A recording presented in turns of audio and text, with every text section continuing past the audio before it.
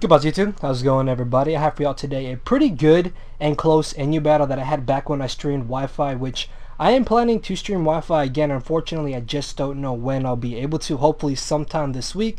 And I don't remember who my opponent was, so whenever you see this man, please leave a comment down below so I can know that I faced you. Now, as you can see from my team, it's very offensively based. The idea behind this team was that I wanted to use Shell Smash, Caracosta, and Scarf Primeape on an offensive team, and obviously Dwebble having rocks and spikes was the third Pokemon I decided to throw in there. Then I threw in a spin blocker in the form of Choice Band and Golurk, then a late game sweeper with Rain Dance Ludicolo, and finally off I threw a pivot switch in, which is my Musharna, and with it having Baton Pass and Thunder Wave, those are going to be two moves that are going to be really helpful to my team.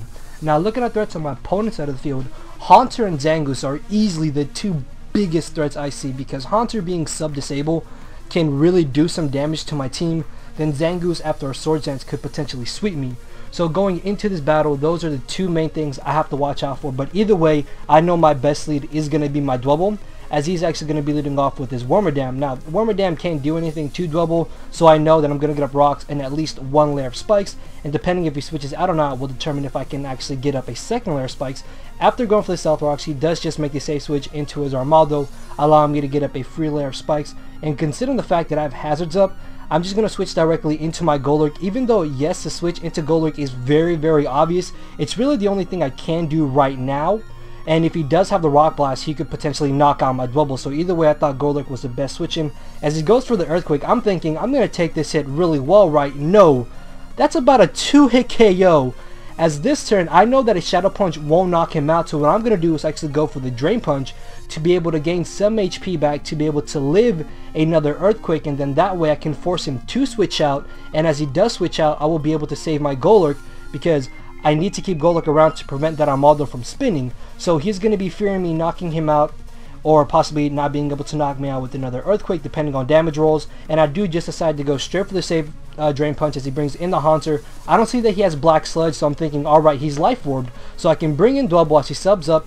I can maybe take a hit and break this up with Rock Blast, but no, he goes straight for the Shadow Ball, and that automatically tells me, alright, he's definitely Choice, because there's no Black Sludge, as I said, and there's no Life Orb Recall, and my Ludicolo should be able to safely take one Shadow Ball, so I'm going to bring it in, just go straight for the Hydro Pump, because I didn't really feel the need to actually go for the Rain Dance this early on in the battle, and I'm able to easily 2-KO the Wormadam, which I was really surprised about, that it took 2 Hydro Pumps to knock out a Wormadam. That thing is fucking bulky. So he brings in the Haunter. I know that he's going to go straight for the Sludge Bomb, and because Musharna should be able to take the hit, actually I think Psychic does resist Sludge Bomb, and it probably just showed up that it wasn't very effective, and I decided to look away, so yeah, I fell on my part. But either way, I take the hit really well, and I'm going to be able to take this turn to actually just go straight for a Thunder Wave, knowing that he is going to want to switch out, and if he does go for the Shadow Ball, then that means he won't be a Choice set, although I will lose my Musharna. Luckily though, I'm still thinking that he's Choice, considering the fact that he switched out directly into his Armaldo,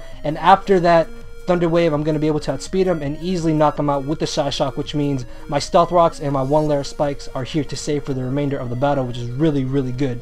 So he's going to bring back in the Haunter, and I know I can take a Shadow Ball, but I really do not want to risk the fact that he is going to be Choice Specs, which could knock out my Musharna. So at this point, with his Armaldo gone, I really don't need my Golurk anymore. I mean, yes, he does have the Sock, which can close combat, but I have Musharna, which can just eat up close combats for days. So I'm really not worried about the Sock.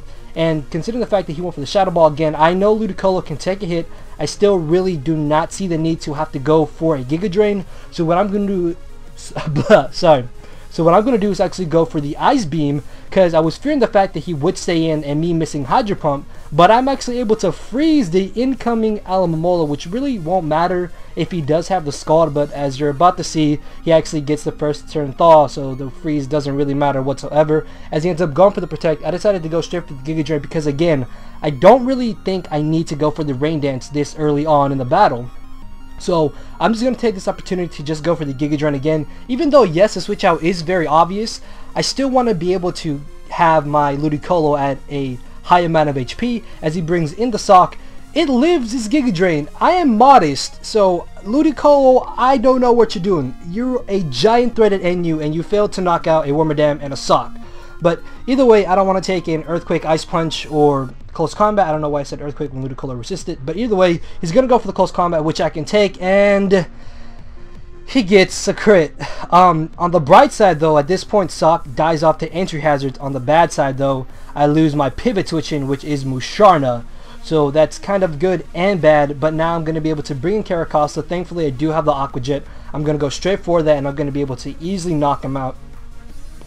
And at this point, after a Shell Smash, Caracosta can actually sweep. So I did run a quick damage calc.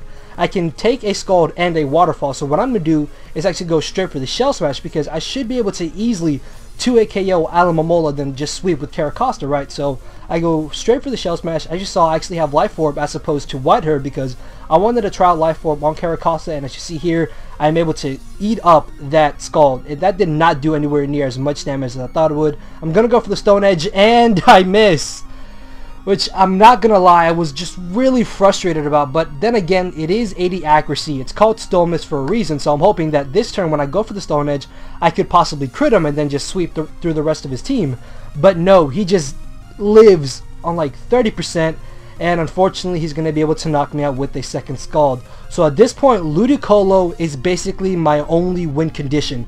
Unfortunately, I know that when I do go for the Rain Dance, he's more than likely just going to want to go for the Toxic, then he's going to Protect, and it's just going to wear down my Ludicolo to the point where he could possibly even bring in Zangoose, Protect, and knock me out with the Quick Attack, and then at that point it would all come down to my Primeape, because Primeape at this point is my very last Pokemon. So as I said, he's going to go for the Toxic, then the following turn he's going to go for the very obvious Protect, which is just going to rack up the Toxic damage on me, and because I do have Life Orb, even though I am just going to go straight for the Giga Drain, Toxic damage will rack up, and Life Orb damage will also wear me down.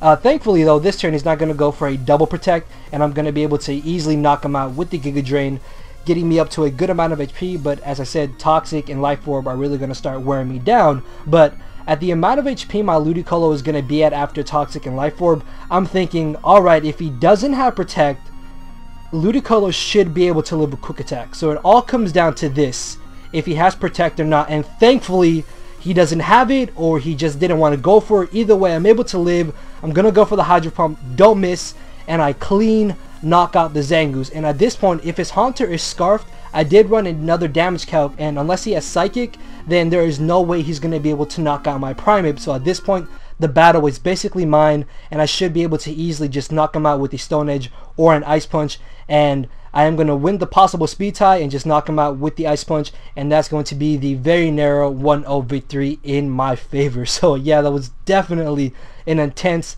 fun, very close battle that I hope you guys enjoyed. I'm going to try to get you guys more Wi-Fi battles, which means I will also be looking for Wi-Fi battles more consistently on Skype. So yeah, just challenge me whenever I am looking for Wi-Fi battles, and I will make sure to battle you. And with that, guys, make sure to leave a like, leave a comment, subscribe to some more content, and I will see you guys later.